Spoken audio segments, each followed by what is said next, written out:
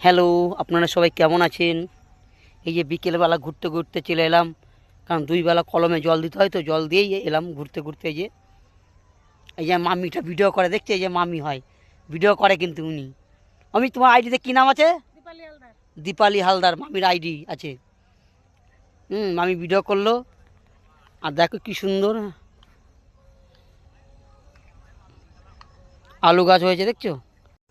দেখো কি সুন্দর আলু গাছ।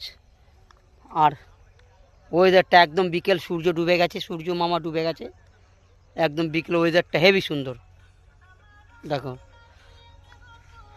ওইটা আমাদের বাড়ি, আর এদিকে চাঁদ মামা উঠে গেছে, ওই যে দেখা যাচ্ছে। দেখো তা